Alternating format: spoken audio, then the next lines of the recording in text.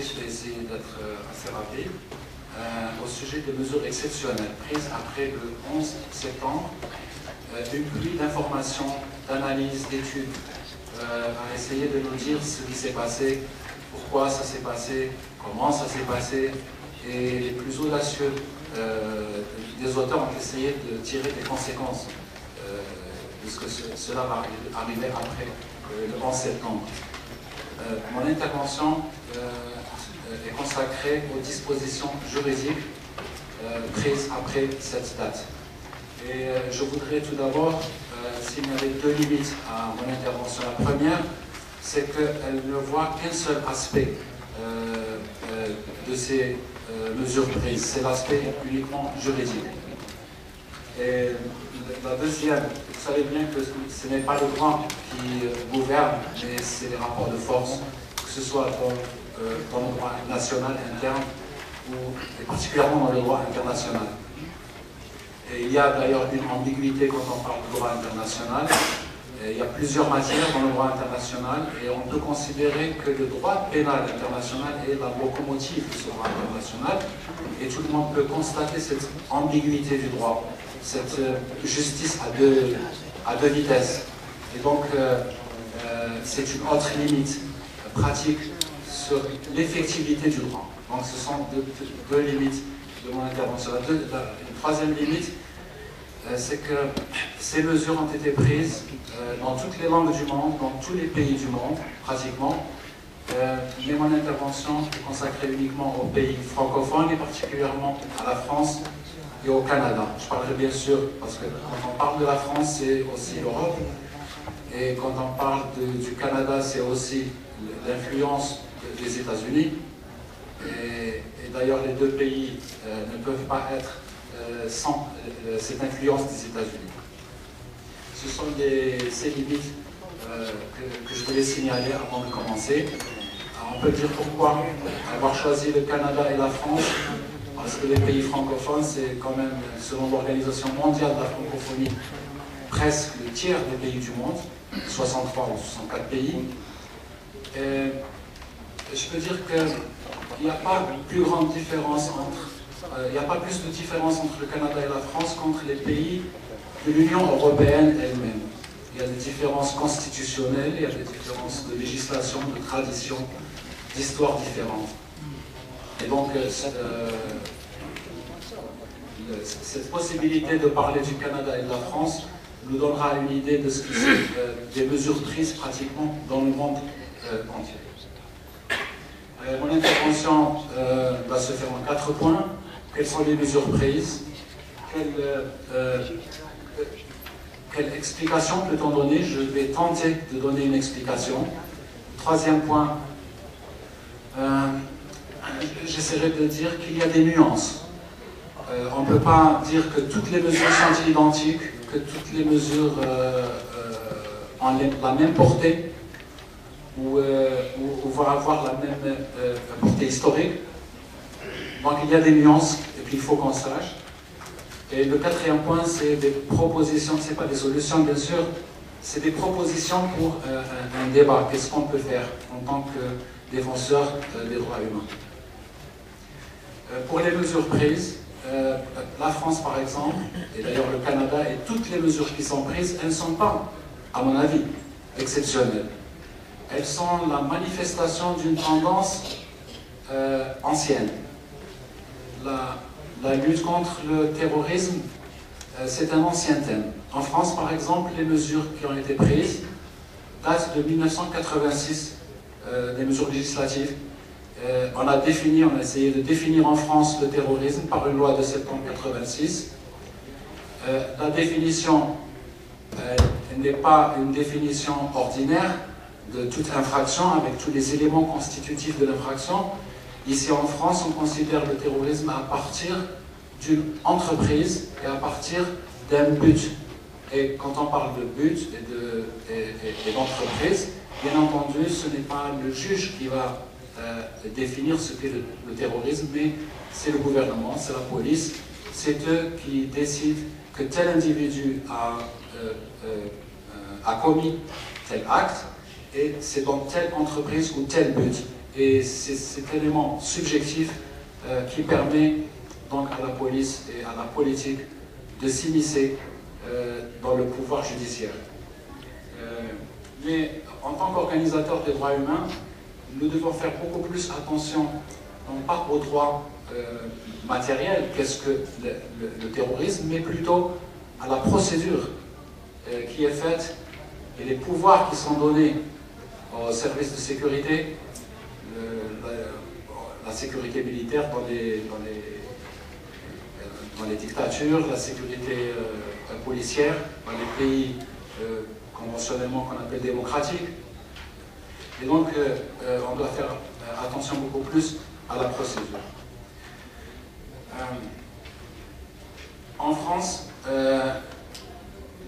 il y a une politique bien ancienne donc, de lutte contre le terrorisme, et l'Europe a pris en Noël 2001, 3 semaines pratiquement après le 11 septembre, une ancienne proposition française de définition du terrorisme. C'est ce qui a été fait par l'Union européenne, la décision cadre sur le terrorisme. Elle a été prise le 6 décembre 2001.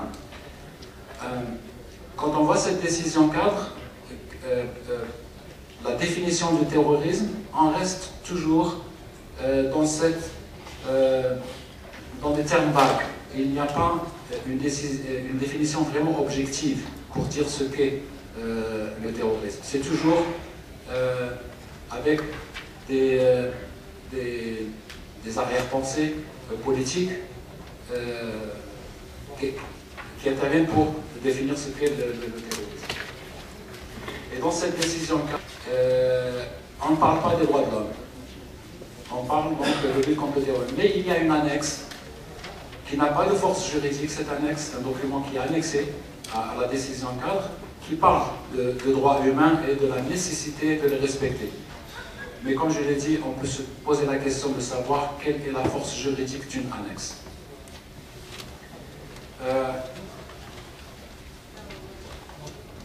Cette définition donc donne au pouvoir plutôt exécutif la possibilité de poursuivre le terrorisme. Quand je dis pouvoir exécutif, c'est, comme je l'ai dit, toute la procédure d'enquête, la procédure de poursuite. Ce n'est qu'à la fin du processus qu'intervient le pouvoir judiciaire pour juger.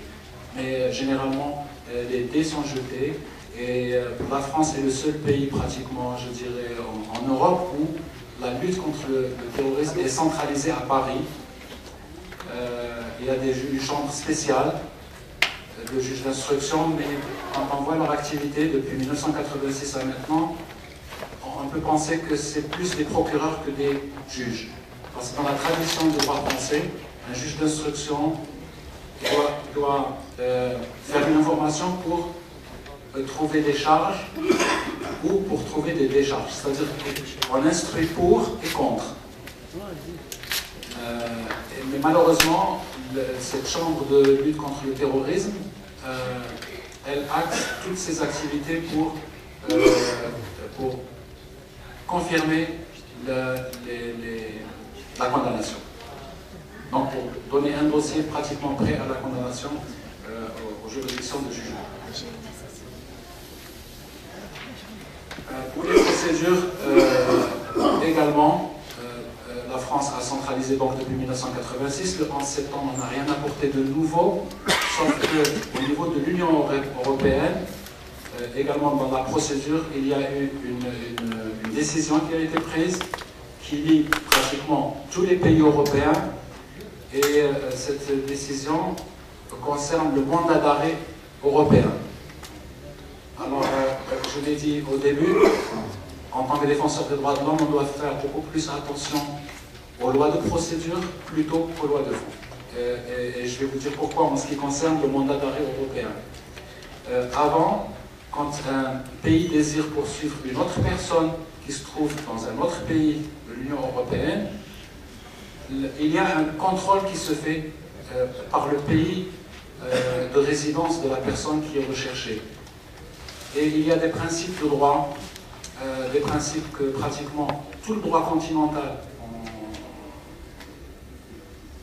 depuis la tradition latine, qui permet donc un certain nombre de contrôles de droits humains dans cet objectif de justice. Et ce mandat d'arrêt européen remet en cause pratiquement tous les principes qui étaient garantis auparavant. Spécialement le principe de double incrimination. Ça veut dire que le pays demandeur, le pays qui va envoyer le mandat d'arrêt européen, s'il poursuit une personne, on ne demande pas au pays requis, au pays qui doit procéder à l'arrestation et à la livraison, on ne demande pas lui-même d'incriminer les actes qui sont poursuivis. Si quelqu'un, par exemple, se trouve en Angleterre ou en Espagne, et que la loi espagnole n'interdit pas tel fait, au regard de ce droit espagnol ou hollandais, cette personne a un comportement qui est parfaitement légal. Si l'un de ces actes est considéré par le droit, par exemple, français comme étant une infraction, rentrant dans le cadre donc, de la définition vague du terrorisme, la France est en droit de réclamer cette personne sans qu'il y ait donc ce principe de double incrimination, on le déplie pour que le mandat d'arrêt puisse fonctionner. Le deuxième principe, et c'est des exemples que je donne, le deuxième principe de droit qui est remis en cause, c'est le principe de spécialisation. Généralement, quand un pays demande l'arrestation de quelqu'un, il faut que, quand le transfert est fait, du prévenu, du présumé coupable, quand le transfert est fait, généralement, il y a un principe qui exige du pays qui l'a demandé de faire juger cette personne sur la base de l'incrimination qui figure sur le mandat d'arrêt. Ce principe est remis en cause. Cela veut dire qu'on peut demander l'extradition de quelqu'un sur la base d'une incrimination et après le transfert, on change totalement l'accusation et on peut l'accuser de n'importe quoi. Donc ce sont deux principes importants qui sont remis en cause par cette procédure de mandat européen. D'autres mesures sont prises dans le domaine de l'information et des échanges entre les services de police et les services judiciaires des pays européens, donc de la France. C'est des techniques spéciales d'enquête, d'écoute, de courrier, y compris électronique bien sûr. Et ces écoutes se font par prévention et sans autorisation du juge. Ça aussi, ça ne s'inscrit pas dans le cadre du droit traditionnel et des garanties des droits humains. Il y a deux organismes anciens en Europe qui vont avoir de nouvelles prérogatives après le 11 septembre, Eurojust et Europol.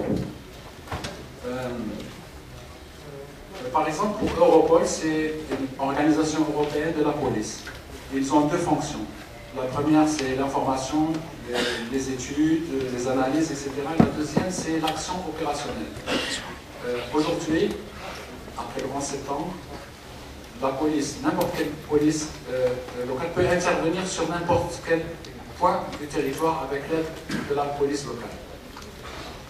C'est également valable pour Eurojust, qui est un organisme également européen, ancien, mais à qui on a donné des prérogatives, nouvelles prérogatives, et on parle maintenant de parquet européen, de procureur européen. Et c'est cet organe travaille sur des dossiers, sur des données individuelles, sans garantie de confidence. On peut échanger des informations sur des individus en touchant à la vie individuelle, et ces échanges se font à travers les frontières sans aucune garantie et sans intervention du juge. Voilà ce qui est pour la France. C'est les trois principaux points sur lesquels il y a eu des changements après le 11 septembre. Au Canada, il y a eu